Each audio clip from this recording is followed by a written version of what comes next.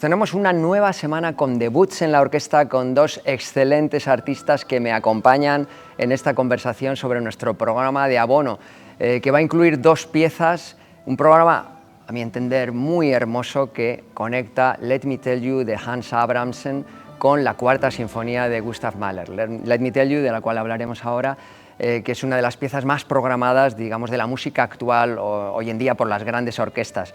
Y una pieza además que conoce bien Lauren Snouffer, nuestra invitada soprano, y Elena Schwarz, también nuestra directora invitada. First with Lauren, thank you for coming. And this is not the first time you sing Let Me Tell You. You have sung this piece with important orchestras and conductors like Alan Gilbert with Elbphilharmonie, Hamburg, and this is very, very challenging piece, no? Thank you for accepting the challenge. Of course, it's a privilege to sing it. Actually, I mean, it is incredibly difficult and incredibly exposed, but every time I have the opportunity to sing it, I'm very grateful. I think it's a masterpiece. And this is the technical abilities or skills that you need to sing this piece.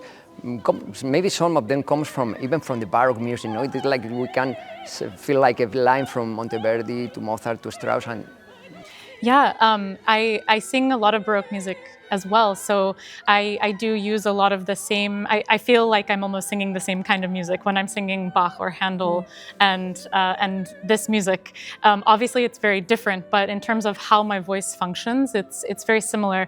There are some articulations in the voice that are used over and over and over again in this piece, almost to evoke like sometimes stuttering, sometimes limping, and it's this like ha ha ha ha ha, and this is kind of like a Baroque trill, or like like a trill in Monteverdi, the same kind of articulation. And similarly, the vibrato is kind of used as an ornament. So sometimes I want to sound more like an instrument, or I want to sound like I'm coming out of the texture a bit, and so I will use less vibrato and then kind of warm into a more vocal sound.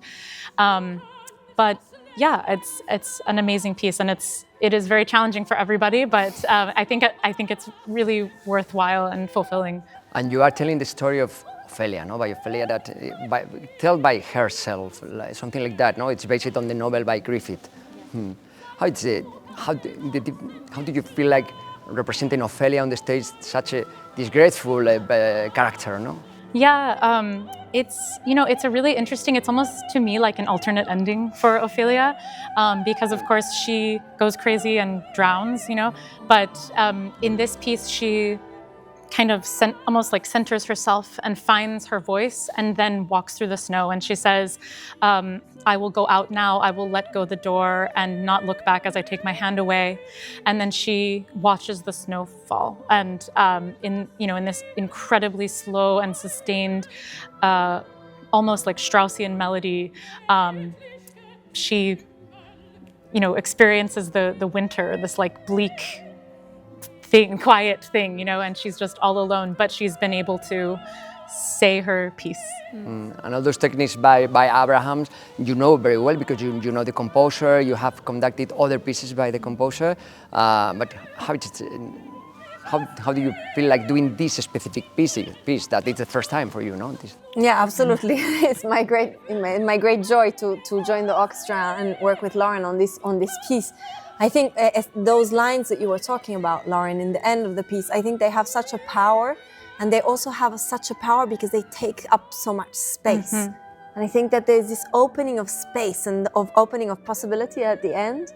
I mean, we have an orchestration that is so fine. I always think so much about the composer's love for the season of winter. We know he wrote many things on this. And I think in this particular ending, these kind of snowflakes that are descending in the woodwinds, these percussions that are doing very fine gestures that for me is like someone walking in the snow or the crackling of snow and of ice. And I think that this ending is so just beautiful and poetic. I think the piece is, of course, also immensely challenging rhythmically. I mean, it's vocally absolutely firework piece, which Lauren is singing so beautifully. And the orchestra we have worked a lot in this sense of precision.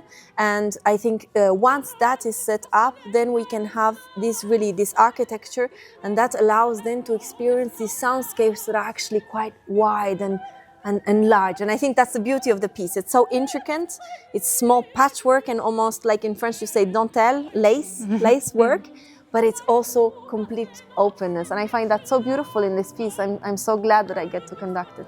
We will have the intermission, but maybe we had the chance to go straight to the Mahler Fourth. I think it will be also okay, but we need to rest a little. No, everyone needs to rest. We need to rest.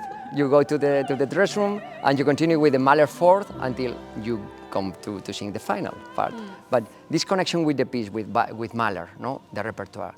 How do you understand this connection of such story, maybe with an alternative finish, no, by Ofelia, but later the Mahler Fourth and the sense of nature.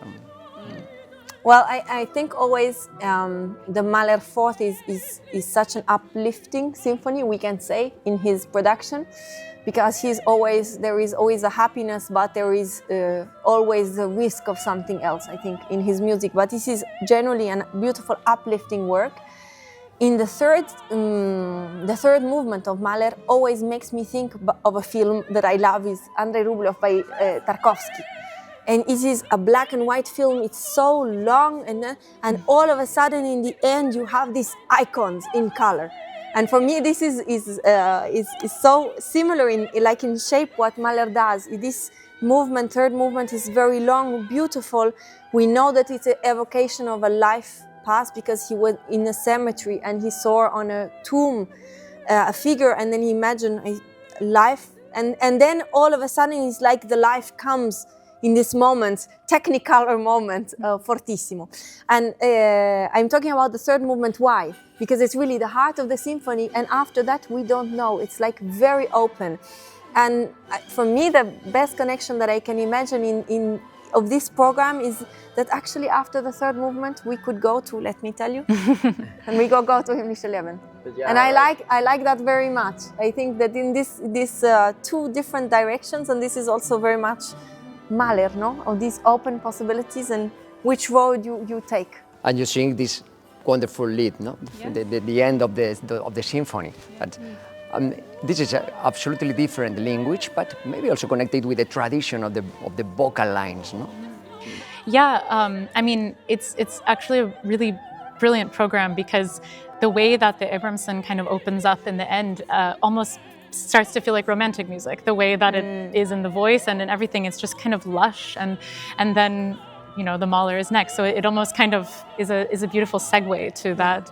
And also the story that I tell in the Mahler is almost like it could be Ofelia, talking after she's laid down in the snow for a while, So also Abrahamsen in Let Me Tell You, he often evokes like familiar melodies. He talks in the vocal notes. It's like humming a familiar melody, and I think this final lead in Mahler 4 is kind of like a folk song almost. It's like a very familiar, like stable, it's like E major. It's just a very familiar song. It's kind of like a grounded ending. Yeah. It's like a simple but in a beautiful way. Yeah. So I think what Abrahamsen creates also, we haven't talked about this, but in this idea of slightly shifted tonality when he's working with the tuning, I think it gives really this feeling of something almost like an old record in some moments, something that is very distant. Right. And then all of a sudden, indeed, it's just we are singing together and we are singing this beautiful melody to finish the concert. I think it's so wonderful, simple and beautiful. Wonderful explanation for both of you. Both of you are newcomers in Bilbao. Maybe not time enough to visit those places. I hope you will have time also to enjoy the city. And thank you so much. Esperamos que todas estas explicaciones, sobre todo de la propia voz de las artistas, ayuden a comprender mucho mejor un programa que, como decimos, nos parece hermosísimo. Estas dos piezas, Let Me Tell You, de Abrahamsen, conectada con esa cuarta sinfonía de Gustav Mahler, con la voz de Lauren Snouffer y con la batuta de Elena Schwarz. Thank you so much, both of you. Thank you.